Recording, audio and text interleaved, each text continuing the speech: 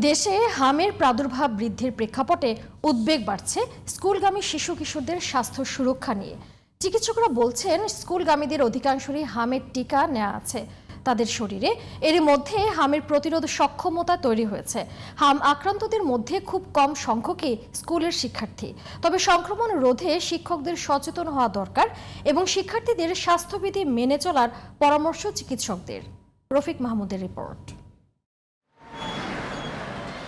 দেশে হঠাৎ উদ্বেগজনক হারে বাড়ছে হামের প্রাদুর্ভাব। আক্রান্তদের বেশিরভাগই শিশু। শুধু মার্চেই এই রোগে মৃত্যু হয়েছে ৩২ জনের। এ নিয়ে চলতি বছরে মোট মৃত্যু ৩৮। যদিও গত বছর এই সংখ্যা ছিল মাত্র ৬৯। দেশের আনাচে কানাচে হামের প্রাদুর্ভাব ছড়িয়ে পড়লেও এখনও সশরীরে ক্লাস করছে স্কুলগামী শিক্ষার্থীরা।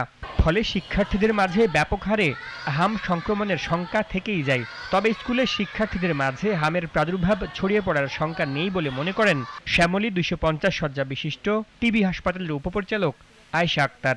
এক্ষেত্রে শিক্ষার্থীদের করোনাকালীন স্বাস্থ্যবিধি মেনে চলার উপর জোর দিচ্ছেন এই চিকিৎসক।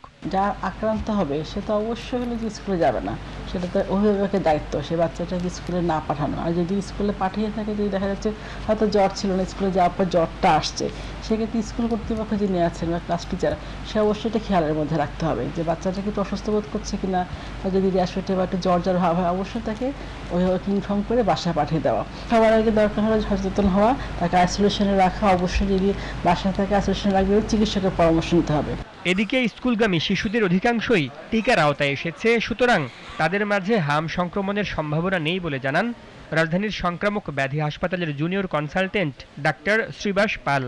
সাধারণত স্কুল গোয়িং যারা বেবি তারা অলরেডি হামের টিকা পেয়ে গেছে, তারা হামের যে রোগ প্রতিরোধ ক্ষমতা তাদের আছে, এবং আমরা আমাদের যে পেশেন্ট তাদেরকে অ্যানালাইসিস করে দেখাচ্ছি স্কুল গোয়িং বেবিদের কিন্তু হাম অনেকটাই কম, খুব কমই বলা চলে। তো সেক্ষেত্রে এটা কোনো সমস্যা হতে পারে বলে মনে হয় না। হামের প্রাদুর্ভাব নিয়ন্ত্রণে অভিভাবকদের সচেতন হওয়ার আহ্বান জানান এই চিকিৎসক। Rafiq Mahmud, GTV news, Dhaka.